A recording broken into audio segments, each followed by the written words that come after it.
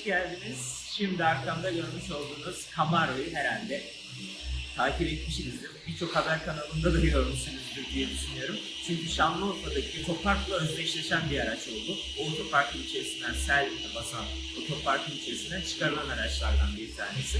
Aracın sahibi Alper Bey'imiz daha önce zaten iletişimdeydi. Daha sonra yani buraya çekiciyle gönderilmesini kararlaştırdıktan sonra belediye araçları teslim etmeye başladıktan sonra doğrudan buraya aldık. Çok yoğun bir çamur içerisindeydi. Öncesinde ön bir dışarıda yıkama yaparak tesisin içerisine ondan sonra gelmesini sağladık. Ve şimdi artık sökerek işlem yapmaya başlıyoruz. 3 videoluk bir seri olarak planlıyoruz biz bu uygulamayı. Çünkü kapsamlıca göstermek istiyoruz. Gerçekten neyin nasıl yapılması gerektiğiyle alakalı da fikir verelim çünkü her birimizin başına gelebilecek bir şey. Allah korusun nasıl ilerlememiz gerektiğiyle alakalı da fikir vermiş olalım istiyoruz. Bu birinci bölüm. Bu bölümde bir tespit yapacağız. Neler olmuş, neler bitmiş, ne planlıyoruz? Bunu konuşacağız.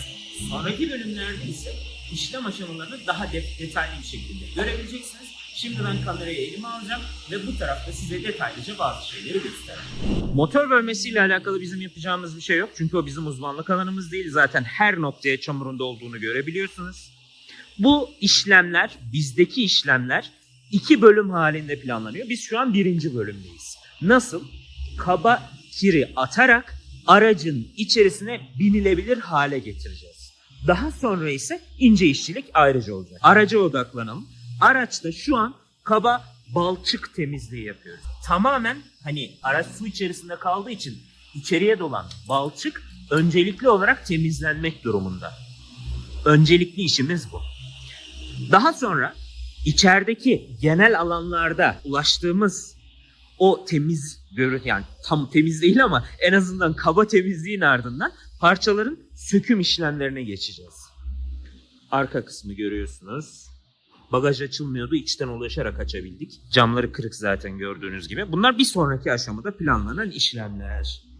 Aracın içerisinden sökülen parçaları da biz bu tarafa alıyoruz. Bunun için özel bir yer yaptık. Tünelimizin birini tamamen buna ayırdık. Çünkü araç çalışmadığı için doğrudan hani farklı bir yere taşıyarak bir şey yapamayacağız. Her şey içeride kalsın istedik. Bu taraftaki durum maalesef biraz daha kötü. Su birikintisini görüyorsunuz zaten. Çamur her yere dolmuş durumda. Tavana kadar zaten ulaşmış durumdaydı. Tavan sırılsıklam ıslak ki bu da yine sökülecek parçalardan bir tanesi olacak.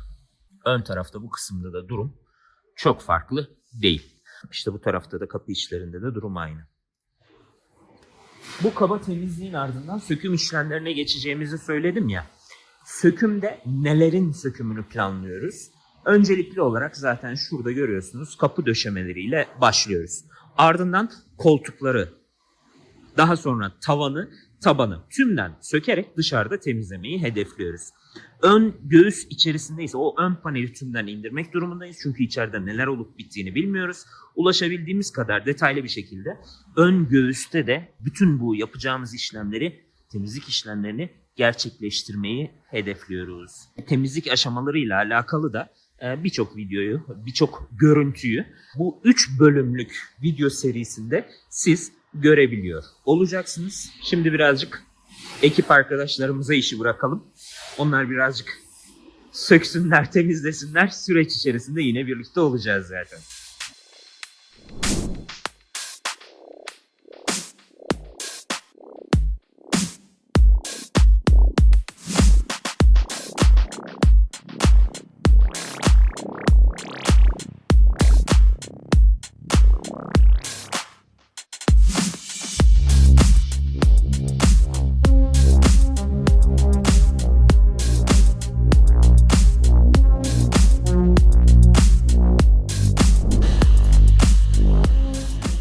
Ne kadar yoğun bir çamur olduğunu herhalde görüyorsunuzdur.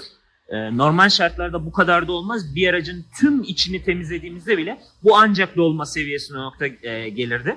Bir bölümdeki biriken su diyemiyorum buna, çamur da diyemiyorum. Bildiğimiz balçıktır bu. Bu hale getirmiş durumda.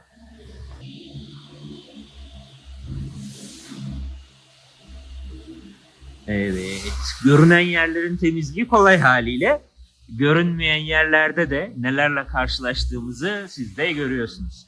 Şimdi bunların sadece sökümü temizliği değil, aynı zamanda tespiti de yapılıyor tarafımızdan. Çalışabilir, çalışamaz durumdaysa, çalışabilir durumdaysa, çalışamaz durumdaysa, kullanılabilir, kullanılamaz ne durumdaysa bunun bilgisini de araç sahibine iletmiş olacağız. Ancak bir kapının içerisinden karşılaştığımız manzara bu olduğuna göre herhalde daha fazlasını da siz tahmin edersiniz.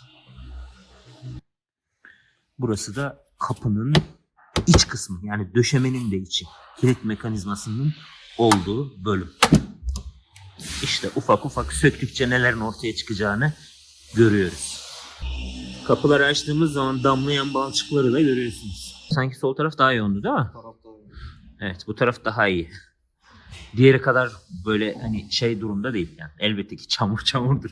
Tek bir toz zerresinin peşinden koşan bir işletmeyiz ama hani burada da bayağı iş var haliyle. Sökmeye devam. Koltuğu sökebilmek için büyük bir mücadele içerisindeyiz. Raylar tamamen çamur dolup koltuğun rayda hareket etmesini tümden engellemiş durumda. O yüzden yan plastiklerini sökerek daha rahat müdahale etmeye çalıştık. Şimdi soketini sökeceğiz. Koltuktaki. Ardından da koltuk boşa çıkmış olacak ve neyle karşılaşacağımızı burada da göreceğiz.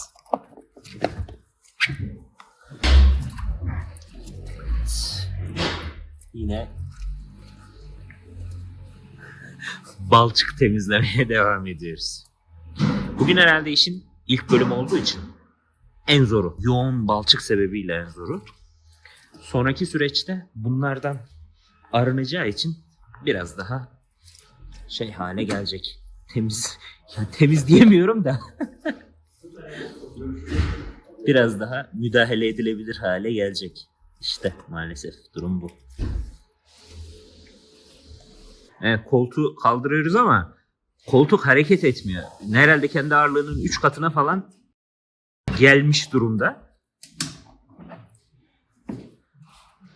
Ama şu an herhalde büyük bir iş başardık. Koltuğu dışarıya almayı başararak. İçine şu an en azından daha rahat erişebileceğiz.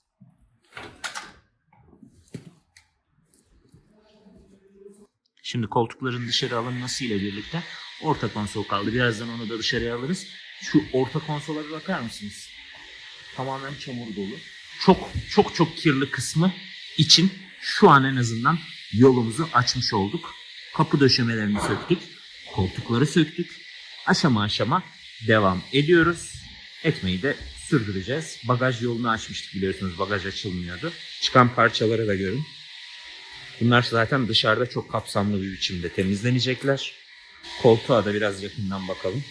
Sürücü koltuğuna. Durum bu. Bu taraftaki duruma da bakalım. Çok yoğun bir çamur temizliği devam edecek gibi görünüyor.